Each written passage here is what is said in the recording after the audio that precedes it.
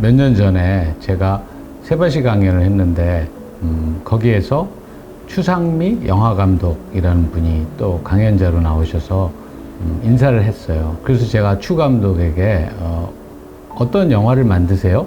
이렇게 물어봤더니 한국 전쟁 후에 북한 고아들이 폴란드 같은 동구권 국가에 가서 몇 년 동안 생활하고 교육도 받고 그런 이야기가 있는데 그 이야기를 가지고 영화를 만든대요.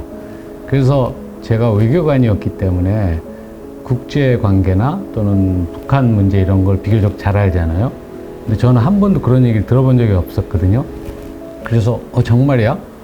북한 고아들이 폴란드에 가서 살았단 말이야? 이런 아주 신기한 생각을 갖게 됐어요. 3년 전에 폴란드로 간 아이들이라는 제목으로 만들어졌는데 그 영화를 보고 나서 저도 굉장히 새로운 사실을 알게 됐고 그 문제에 관심을 많이 갖게 됐거든요. 그래서 추상미 영화 감독을 한번 인터뷰해 보고 싶다 이런 생각을 가져서 오늘 만나기로 했어요.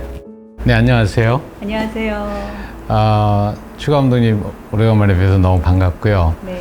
우리 추상미 감독님 이야기를 할 때는 아무래도 그 선친 고 추성웅 선생님 이야기를 하지 않을 수 없는 것 같아요. 근데 저희 세대는 저희가 이제 대학 다니고 젊었을 때 그 추성웅 선생님이 나오시는 빨간 피터의 고백, 그게 원래 그 카프카라는 작가의 단편 소설을 이제 연극으로 만든 거잖아요. 네. 모노드라마잖아요. 1인극. 그래서 그게 너무 유명해서 뭐 저희 세대는 다 알고 있었고 굉장히 또 장기 공연했죠. 네. 3일로 창고극장이라는 데서. 10년 이상. 네네. 그래서 추 선생님을 그렇게 저희가 다 기억하는데요. 그때는 이제 추 감독님은 어렸을 때이셨을 것 같아요. 네. 그래서 어렸을 때 선친의 그 연기 생활, 연극 제작 이런 거에 대한 어떤 기억이 있으세요? 기억이 너무 무궁무진하게 많죠. 저는 뭐 저희가 3남매인데 저희 오빠들하고 저는 뭐 걸음마 시작할 때부터 아버지 공연, 극장에 가서 아버지 공연을 봤고요. 특히나 제가 딸이 하나다 보니까 아버지가 좀 저를 많이 편애를 하셔서 늘 이렇게 마스코트처럼 데리고 다니시길 좋아하셨어요. 우리 추 감독님도 그럼 연기자가 되시는 데는 아버님의 영향을 받으셨다고 봐야 되겠죠? 그렇죠. 근데 저는 그 영향이 좀 뒤늦게 찾아왔고요.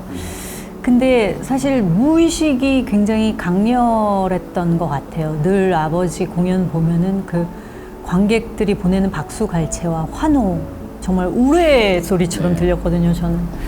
그래서 저희 아버지가 저는 대통령이 되실 줄 알았어요. 네. 그 정도로 유명한, 그때 뭐 구분이 안 가니까 그런 제가 귀여우셨는지 맨날 아버지 다음에 대통령 된다.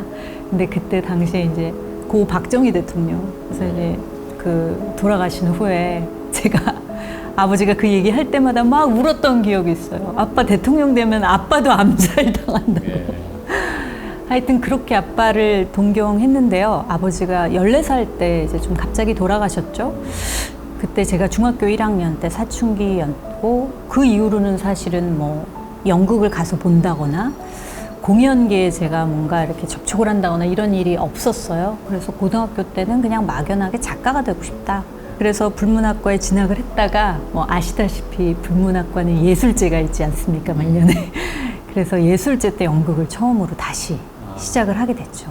그러면서 아버지 공연을 봤던 기억들이 너무 많이 나더라고요, 대학교 때. 그래서 자연스럽게 연극 배우의 길로 이제 접어들게 됐어요. 그럼 이제 대학 졸업하신 후에는 영화나 또는 TV 드라마 이런 데서 연기를 쭉 하셨죠? 네. 한 10여 년 정도?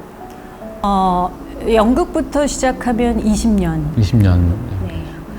그러다가 이제 영화 감독으로 전환하시게 된 거는 어떤 계기가 있으셨나요? 제가 어디 인터뷰하신 걸 보니까 연기는 뭐 이제 충분히 한 것 같다?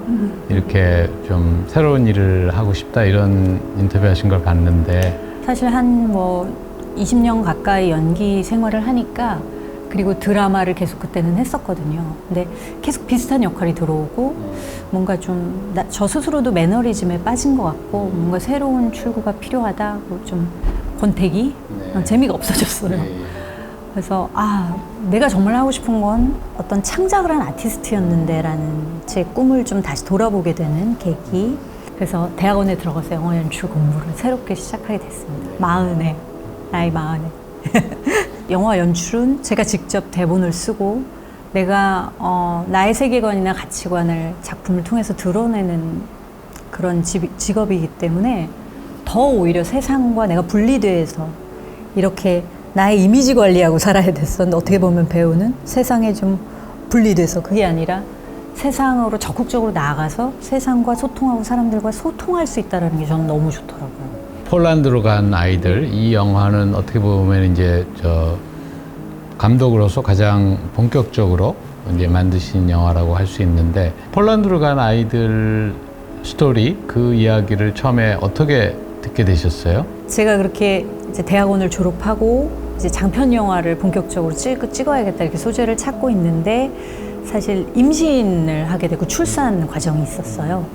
그러면서 산후우울증이라는 게 찾아와서 그거를 조금 혹독하게 남들보다 이렇게 겪었는데, 사실은 모든 생각이 전부 아이한테 집중된 그런 때였는데, 이걸 벗어나기 위해서는 내가 빨리 영화를 만들어서 뭔가 활동을 해야겠다라는 생각을 하고 있었죠. 그래서 어떤 이제 친한 후배가 일하는 출판사에 제가 들렸다가 출판사 대표님하고 이제 티타임을 가지면서 이런 말씀을 드렸더니 어떤 소재를 찾고 있느냐고. 굉장히 좋은 소재가 있는데, 폴란드 전 국영TV 여기자가 쓴 르포 소설인데 이걸 지금 출판을 할지 말지 사실은 간을 보고 있는 상황인데 한번 자료를 줄 테니까 보겠느냐고 제안을 해주셨죠. 그래서 북한 전쟁고아들에 관한 이야기고, 한국전 당시에 이제 10만 명이 넘는 전쟁고아가 생겼지 않습니까? 근데 그때 남한 전쟁고아를 소수 포함한 이제 북한 전쟁고아들이 동유럽으로 갔던, 저도 처음 듣는 그런 실화였고요. 그래서 굉장히 호기심이 당기더라고요. 그래서 그런 남북한 관계나 뭐 한반도 상황 또는 그 소련의 그런 구소련의 공산주의 체제 뭐 이런 것보다는 이제 그 인간적인 거기에 갔던 아이들과 그 교사분들, 폴란드 분들 간의 인간적인 유대, 상처 이런 거에 포커스를 두셨더라고요. 역사의 팩트를 밝히는 다큐는 굳이 제가 이것을 손댈 이유가 없다고 생각을 했고요. 저는 그거보다 더 중요한 거는 이 전쟁 고아들이 부모를 2번 잃은 마음. 그래서 과연 전쟁이라는 게 뭐 여러 가지 그 배경이 있고 문제들로 인해서 발생을 했겠지만, 사실은 그거의 가장 전쟁의 최대 피해자인 아이들, 그 아이들의 마음, 순수한 마음, 그리고 대신 부모가 돼주었던 폴란드 선생님들의 그 마음에 좀 집중을 하고 싶었고요. 아이들의 입장에서도 성장기에 그런 동북권에 나가서 아무래도 당시 북한보다는 거기가 더 발달했다고 말할 수 있잖아요. 이런 유럽 전통이 있으니까. 그런 데서 생활하고 배운 것이 나중에 또 도움이 돼서 그중에 어떤 아이들은 뭐 외교관이 된다든지 또 다른 그런 국제관계 일을 북한에서도 하게 됐다고. 그래서 나중에 44년 뒤에 폴란드 대사가 돼서 돌아온 인물이 한 분이 있고, 교환 교수가 돼서 돌아온 분이 2분이 있고, 다 임기 마치고 다시 북한으로 돌아갔고. 사실 제가 이 영화에서 정말 진정한 의도, 감독의 의도, 초점을 맞추고 싶었었던 부분은 사실 이렇게 선생님들이 굉장히 그 기이한 사랑으로 느껴졌어요. 저는 도를 넘어선 사랑이라고 제가 나레이션으로 표현을 했는데, 그냥 사실은 어떻게 보면 정부 정책이었고, 종주국인 정말 소련이나 어떤 다른 동유럽에 동일하게 아이들이 흩어져서 갔기 때문에 거의 동유럽이 연대하는 분위기에서 어떻게 보면 당시 제국주의, 미제국주의를 타도하자 뭐 이런 자기들만의 캐치기 프레이즈의 마케팅의 일환으로 어떻게 보면 그렇게 이제 부정적으로 보자면 그렇고요. 또 긍정적으로 보자면 또 긍정적인 측면도 있는데, 어쨌든 정치적인 그 이슈의 일환으로 이 아이들이 온 것이지만, 실제로 아이들을 담당했던 선생님들의 마음은 그분들은 사실 사회주의 이념에 경도된 분들도 아니었고, 선생님들이 아이들을 돌봤던 그 마음의 근원은, 동기는 본인들이 겪었던 전쟁. 그래서 그 아이들의 나이에 선생님들이 겪은 일들이에요. 그러니까 본인들의 유년기를 다 잃어버릴 정도로 심한 트라우마 상태에서 겪은 일들인데 그 나이의 아이들이 딱 기차역에 내리는 순간, 그래서 유재프 원장님이 그런 말씀 하시더라고요. 아이들이 기차역에 딱 발을 디디는 순간 생전 처음 보는 동양 아이들이었는데 쟤네는 내 유년 시절의 일부다라는 걸 바로 그냥 그 아이들의 차림새를 보고 알았다고 하시더라고요. 그래서 그럼 저 아이들이 필요한 게 무엇인지 너무 잘 아시는 거예요. 가족이 필요하고 애정이 필요하고.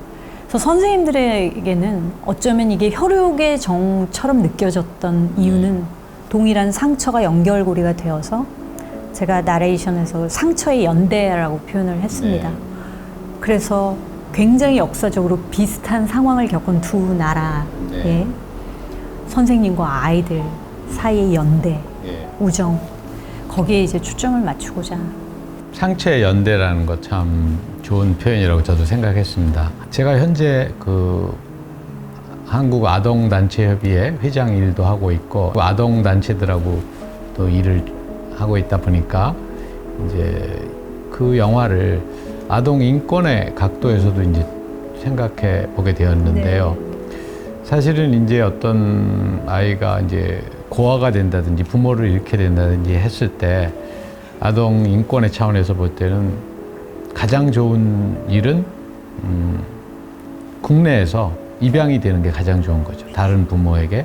그러니까 자기 생부모와 그런 크게 다를 게 없는 그런 다른 부모들에 의해서 입양이 돼서 새로운 가정에 들어가서 삶을 시작하는 게 가장 좋은데 우리나라도 그렇고 북한도 그렇고 좀 문화적인 이유 이런 것 때문에 입양을 좀 꺼리는 그런 전통이 있어서 우리의 경우는 해외 입양을 많이 보냈죠. 북한의 경우도 이제 국내에서 입양을 한 게 아니고 그렇게 해외에 말하자면 위탁 교육을 보낸 거잖아요. 근데 우리 추 감독님도 지금 아이를 키우는 어머니의 입장에서 볼 때 그런 입양이나 위탁 가정 이런 문제에 대해서 한번 생각해 보신 적이 있으세요? 뭐 요즘 너무 떠들썩한 부정적인 뉴스들, 뭐 정은이 사건도 그렇고, 그래서 뭐 주변에도 입양한 가정들이 있고 해서 많이 자주 생각해 보게 되고요.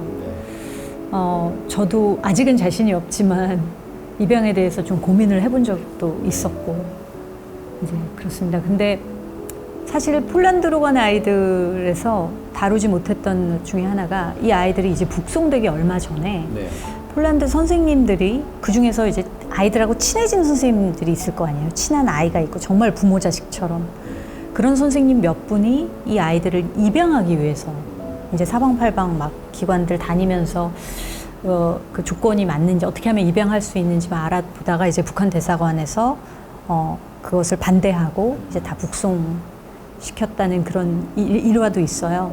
오늘 이렇게 좋은 말씀 많이 해주셔서 감사하고 또 그 폴란드로 간 아이들 영화가 우리 사회에 여러 가지를 생각하게 해주는 저는 좋은 영화라고 생각합니다. 그 영화도 기대해 주세요. 그 영화는 다큐하고는 많이 형식이 다르고요. 가제는 그루터기들이고요. 주제는 배경은 역사적인 배경 같은데 이제 포커스가 다르고 이거는 이제 북한 전쟁 고아 아이들과 선생님들이 이제 주인공이 되어서 학교에서 서로 관계에 맺고 성장하고 치유되고 이런 그 스토리를 좀 더 현미경 들여다보듯이 다룬 그 영화가 될 것 같습니다.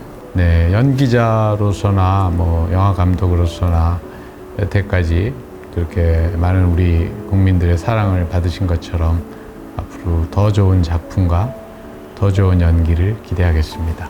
감사합니다. 감사합니다.